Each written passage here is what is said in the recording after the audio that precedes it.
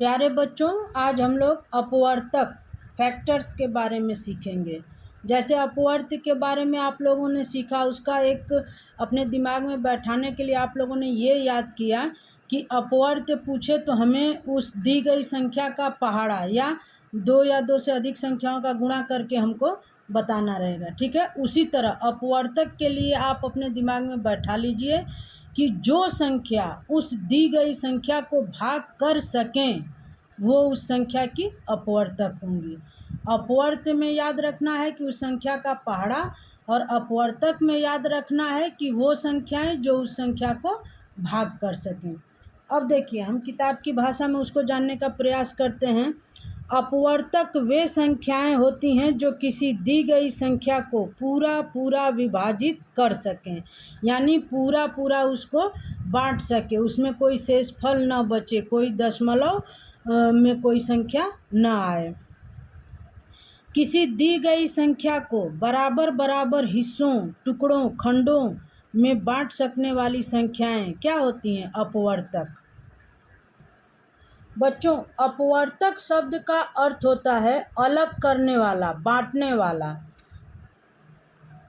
अपवर्तक वे संख्याएं होती हैं जो किसी बड़ी से बड़ी संख्या को पूरा पूरा बांट दें, शेष न बचे। अपवर्तक वे संख्याएं होती हैं जो किसी बड़ी संख्या को पूरा पूरा बांट दें, शेष न बचे, दशमलव में उसका उत्तर न आए।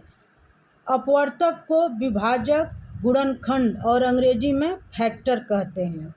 जैसे अब आप देखिए, 12 को 1, 2, 3, 4, 6, 12 से पूरा पूरा बांटा जा सकता है। जैसे 1 से बांटेंगे, ठीक, तो 12 बार में बटेगा। 2 से तो 2 छक्के 12, 6 बार में बटेगा पूरा पूरा बराबर हिस्से में। 3 से 4 बार में, 3 के हिस्से अगर हम लगाएं तो कितना 4 बार में लगेगा। 4 के हिस्से लगाएं तो 3 बराबर हिस्से लगेंगे। 6 के रूप में बांटे तो 6 के 2 हिस्से लगेंगे, और 12 का एक अकेला हिस्सा रहेगा और वो पूरा बटेगा। तो इस तरह जो संख्या, जैसे मान लीजिए 12 दी गई संख्या है, तो इसको 1, 2, 3, 4, 6, 12 ये संख्याएं इसको पूरा पूरा भाग दे सकती हैं, बांट सकती हैं। तो ये सभी संख्याएं 1, 2, 3, 4, 6, 12 ये संख्याएं 12 की अपवर्तक हैं। आपको इस तरह से इसको हल करना रहेगा। अपवर्तक में आपको दी गई संख्या के उन संख्याओं को ज्ञात करना होगा जो उसको पूरा पूरा भाग दे सकती हैं, बांट सकती हैं। उसी तरह एक और उदाहरण देख लेते हैं कि अपवर्तक को गुणनखंड भी कहा जाता है। तो गुणनखंड, यहाँ देखिए आप, गुणा हो रहा है, ठीक है। 18 का 18 एकम 18 होता है, ठीक। 18 को 2 नवा 18 या 9 दूनी 18 होता है। फिर 18 का 3 छक 18 होता है या 6 त्रिक 18 होता है। तो ये सब 1 गुणे 18, 2 गुणे 9, 3 गुणे 6, यानी 1, 2, 3, 6, 9 और 18 ये क्या है? ये 18 के गुणनखंड हैं। अर्थात 1, 2, 3, 6, 9 और 18 से 18 को पूरा पूरा बांटा जा सकता है। ये संख्याएं 18 की अपवर्तक कहलाएंगी, विभाजक कहलाएंगी और गुणनखंड कहलाएंगी। अंग्रेजी में इन्हें फैक्टर कहते हैं। किसी भी संख्या का सबसे छोटा अपवर्तक 1 होता है तथा सबसे बड़ा अपवर्तक वह संख्या स्वयं होती है। ऐसा प्रश्न आप लोगों को आपकी क्लास की बुक में मिलेगा कि दी गई संख्या का सबसे छोटा और सबसे बड़ा अपवर्तक बताइए। तो ये बात हमेशा याद रखिए कि सबसे छोटा अपवर्तक यानी सबसे छोटा भाग दे सकने वाली संख्या 1 होती है, और सबसे बड़ा अपवर्तक वो संख्या स्वयं होती है, उसी से आप उसको भाग दे सकते हैं। कोई भी अपवर्तक यानी विभाजक संख्या से बड़ा नहीं होता है। यानी 18 है तो इससे बड़ा 20 इसका अपवर्तक नहीं हो सकता, यानी 20 इसको भाग नहीं दे सकता, ये कहने का मतलब है। जैसे 16 का अपवर्तक, यानी कि 16 को कौन कौन सी संख्याएं भाग दे सकती हैं? 1, 2, 4, 8, 16। हाँ, एक चीज़ आप लोग ध्यान देंगे कि जहाँ जैसे सम संख्याओं में अगर आप आधे तक पहुँच गए उसके, तो उसके बाद किसी संख्या को खोजने मत जाइए, सीधे उसी संख्या को ले आ दीजिए। जैसे 1 2 4 8, 8 क्या है, 16 का आधा है। ठीक, तो अलग से आपको 9 10 11 12 ढूंढने की ज़रूरत नहीं है, आप सीधे 16 लिखिए। अब फिर 21, 1 से आप इसको बांट सकते हैं, 3 से बांट सकते हैं, 7 से भाग दे सकते हैं, और 21 को आप 21 से भाग दे सकते हैं। उसी तरह 24 है, इसको आप 1 से भाग कर सकते हैं, बांट सकते हैं, 2 से विभाजित कर सकते हैं, 3 से इसको छाँट सकते हैं, 4 से इसका भाग दे सकते हैं, 6 से दे सकते हैं, 8 से इसको पूरा पूरा बांट सकते हैं, 12 से बांट सकते हैं, और 24 से। उसी तरह 81 है, इसको 1 से, 3 से, 7 से, 9 से, 27 से और 81 से आप इसको भाग दे सकते हैं, पूरा पूरा बांट सकते हैं। अर्थात ये सभी संख्याएं जो इनके सामने लिखी गई हैं, इस दी गई संख्या की, इन संख्याओं की अपवर्तक कहलाएंगी। कभी कभी ऐसा भी प्रश्न आता है कि एक संख्या दी गई रहती है और उसमें पूछ दिया जाता है, जैसे मान लीजिए यही है, एक संख्या दूसरी संख्या का गुणनखंड तब होती है जब पहली संख्या से दूसरी संख्या में भाग देने पर शेषफल शून्य हो। जैसे इसका प्रश्न कुछ इस तरह से आता है, जैसे 28 का एक गुणनखंड 7 है, तब दूसरा गुणनखंड होगा, मतलब दूसरा गुणनखंड क्या होगा। तो उसको ज्ञात करने के लिए सबसे पहले क्या करेंगे, 28 में इस दिए गए संख्या का 7 का भाग कर देंगे। अगर ये पूरा पूरा बंट जाता है तो उसका दूसरा गुणनखंड आपको मिल जाएगा। अगर ये पूरा पूरा नहीं बंटता है, शेषफल आ जाता है, तब वो उसका गुणनखंड नहीं होगा। अब 7 से भाग करेंगे 28 को, तो 7 चौक 28, यहाँ ये पूरा पूरा बंट गया, तो 4 जो है वो इसका दूसरा गुणनखंड होगा, यानी 7 चौक 28, इस तरह से। अब जैसे 71 है, 71 का एक गुणनखंड 8 है, क्या यह सही है, आपसे पूछा जा रहा है। तो अब आप क्या करेंगे, आप 71 में 8 से भाग देंगे, तो 8 अठाई 64, 8 नवा करेंगे तो क्या हो जाएगा 72, यानी इससे ज़्यादा हो जाएगा, भाग जाएगी नहीं। और 8 अठाई 64, जब आप 71 से 64 को घटाएंगे तो 7 आपका शेषफल है। तो आपका ये उत्तर अब गलत हो रहा है कि 71 का एक गुणनखंड 8 है, ये बात सही नहीं है, गलत है। यानी कि 8 जो है वो 71 का अपवर्तक नहीं है, गुणनखंड नहीं है। गुणनखंड इसी तरह से गुणा के रूप में हम निकालते हैं जब, जैसे कि 16 को कौन कौन भाग दे सकता है, 4 गुणे 4, यानी 4 चौक 16, 2 अट्ठे 16, 8 दूनी 16, 16 एकम 16, इस तरह से। एक और छोटी सी चीज़ है जिसको हम लोग सीखते हैं, अभाज्य गुणनखंड, प्राइम फैक्टराइजेशन। किसी संख्या को अभाज्य संख्याओं के गुणनखंड के रूप में व्यक्त करना अभाज्य गुणनखंड कहलाता है। अभाज्य संख्याएं क्या है, इसके बारे में एक अच्छा सा वीडियो पहले भी आप लोगों को भेजा जा चुका है। अभाज्य संख्याएं वे संख्याएं होती हैं जो केवल एक से और स्वयं से पूरा पूरा बंटती हैं, किसी तीसरी संख्या से वो विभाजित नहीं होती हैं। तो उसमें 1 से लेकर 100 तक कुल 25 संख्याएं हैं जो अभाज्य हैं। जैसे देखिए, एक जो है वो न तो भाज्य संख्या है न तो अभाज्य संख्या है। तो ये संख्या शुरू होती है 2 से, 2 3 5 7 9 को हम नहीं लेंगे, 9 एक विषम संख्या है और वो 1 से 3 से और 9 से विभाजित हो जाती है, तो 9 को नहीं ले रहे हैं। 2 3 5 7 11 13 17 19 23, इस तरह से आगे हम बढ़ते जाएंगे तो 100 तक हम लोगों को कुल 25 अभाज्य संख्याएं मिलेंगी। तो हम किसी संख्या का गुणनखंड निकालते समय ये ध्यान रखेंगे कि उसे अभाज्य संख्याओं में लिखना है। तो अभाज्य संख्याओं में लिखने को ही हम अभाज्य गुणनखंड कहते हैं। जैसे 6 है, तो 6 को 2 तिया 6, अब इसमें 2 और 3 क्या हैं, अभाज्य संख्याएं हैं। तो 6 के अभाज्य गुणनखंड कौन कौन हो गए, 2 और 3। उसी तरह 30 है, 30 को हम 6 पचे 30 लिख सकते हैं, 15 दूनी 30 लिख सकते हैं। लेकिन जब हम इसको 2 गुणे 3 गुणे 5 यानी 2 तिहाई 6, 6 पचे 30, इस तरह जब हम अभाज्य संख्याओं के रूप में इसको लिखेंगे तो ये होगा उसका अभाज्य गुणनखंड।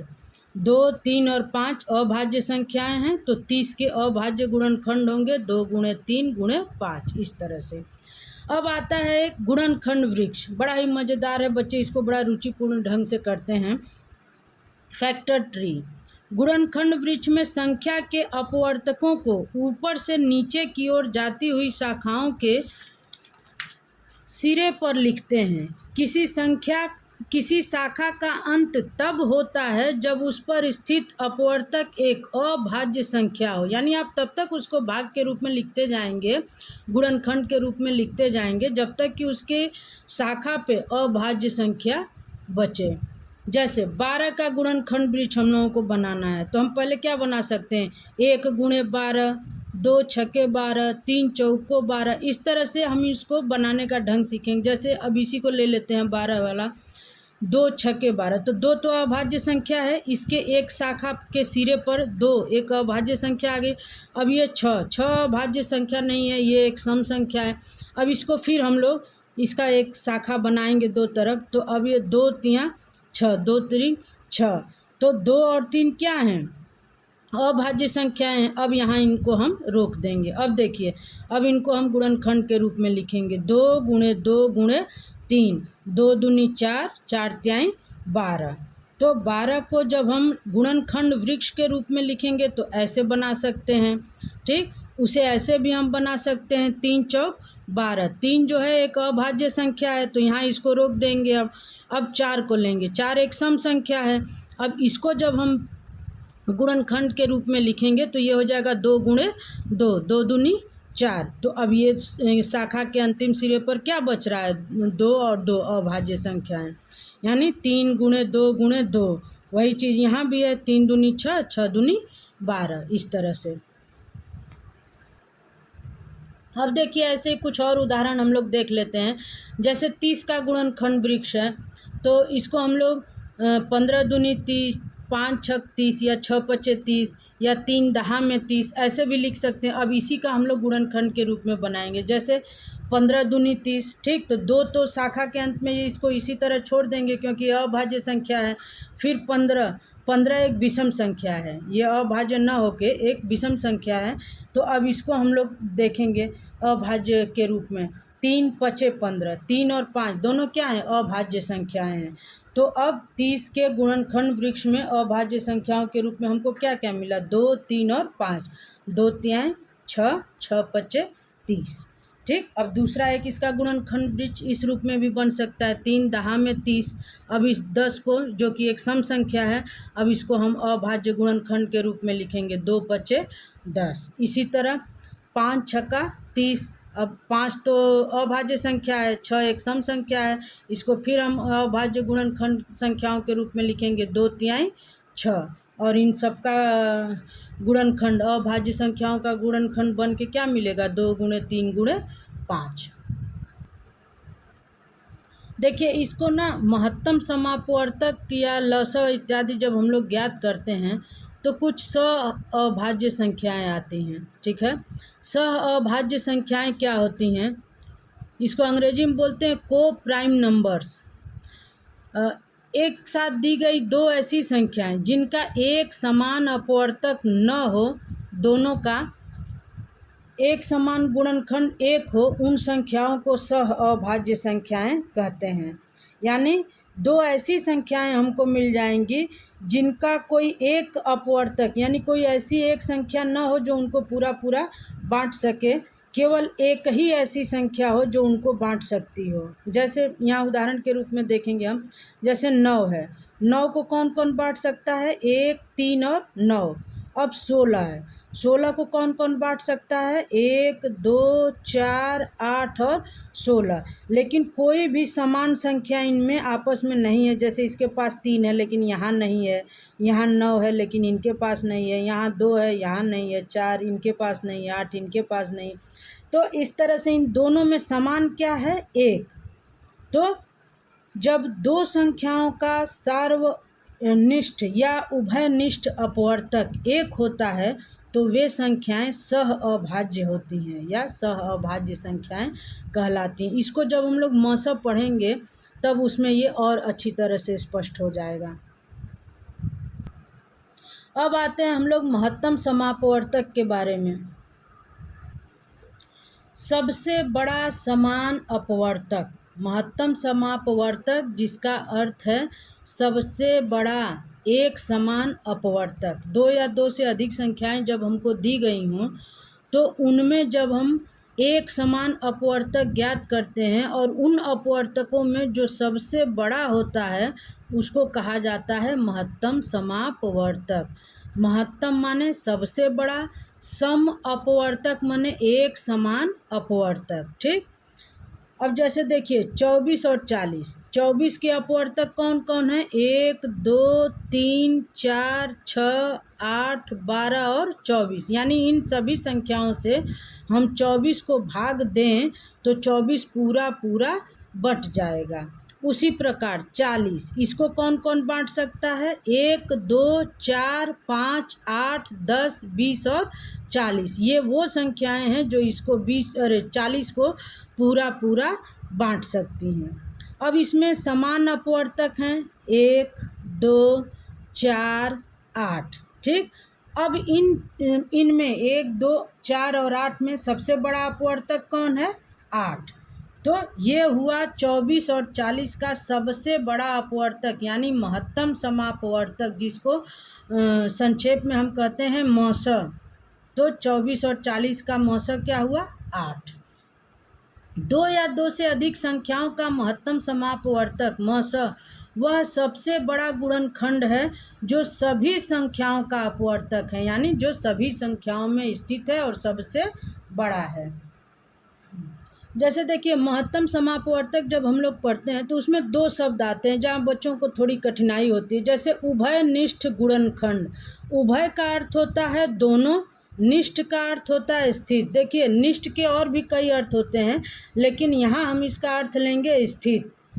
उभयनिष्ठ दोनों, उभय का अर्थ है दोनों, निष्ठ का अर्थ है स्थित, गुणनखंड तो दोनों में स्थित गुणनखंड। वही उसके अलावा एक और शब्द है सार्वनिष्ठ गुणनखंड। सार्व का अर्थ है सब में, सबके पास। ठीक। निष्ठ का अर्थ है स्थित, तो सब में स्थित गुणनखंड। अब इसका अर्थ हो जाएगा दो या दो से अधिक, यानी जो दी गई संख्याएं हैं, दी गई संख्याओं में स्थित एक समान सबसे बड़ा अपवर्तक महत्तम समापवर्तक होता है। अब जैसे यहाँ देखिए कुछ उदाहरण हम फिर से देख ले रहे हैं। जैसे 4 है, 8 है, 12 हैं, तो 4 के अपवर्तक हैं 1 2 4, 8 के अपवर्तक हैं 1 2 4 8, 12 के अपवर्तक हैं 1 2 3 4 6 12। अब इसमें एक समान सबसे बड़ा अपवर्तक कौन होगा? 4। एक समान तो 1 है, फिर 2 है, लेकिन हमको क्या चाहिए? सबसे बड़ा अपवर्तक। यानी 4 वह सबसे बड़ी से बड़ी संख्या है जो 4 8 और 12 को पूरा पूरा भाग दे सकती है। हाँ, मौसम में हम लोगों को हमेशा ये ध्यान देना होगा कि जैसे शाब्दिक प्रश्न आते हैं तो उसमें बच्चों को थोड़ी दिक्कत होती है। जैसे अभ्यास कार्य करते समय तो कोई समस्या नहीं है कि पता चल जाता है कि हाँ इसमें ल से ज्ञात करना है, म से ज्ञात करना है। लेकिन कुछ शाब्दिक प्रश्न ऐसे आते हैं जिनमें उन्हें थोड़ी दिक्कत होती है कि इसमें ज्ञात क्या करना है। तो वहाँ बच्चों को बहुत जैसे इस बात का केवल ध्यान रखना होगा कि जब भी प्रश्न में दिया हो बड़ी से बड़ी, अधिक से अधिक, तब यहाँ हमको ध्यान देना है कि हमको महत्तम समापवर्तक ज्ञात करना है, मतलब सबसे बड़ा। तो वही चीज़ है कि जब प्रश्न में बड़ी से बड़ी या अधिक से अधिक इस तरह का कोई शब्द लिखा हो तब हम जान जाएंगे कि हमको महत्तम समापवर्तक ज्ञात करना है। जब प्रश्न में छोटी से छोटी या कम से कम इस तरह का शब्द लिखा हो तो हमें वहाँ ल से ज्ञात करना है। और इस प्रकार के शाब्दिक प्रश्न बहुत आसान होते हैं, लेकिन यही कुछ शब्द हैं जो बच्चे पकड़ नहीं पाते हैं। तो इसी को बार बार ध्यान में रखना होगा कि बड़ी से बड़ी रहेगा, अधिक से अधिक रहेगा तो म से ज्ञात करना है, छोटी से छोटी लिखा है, कम से कम लिखा है तो वहाँ हमको ल से ज्ञात करना है।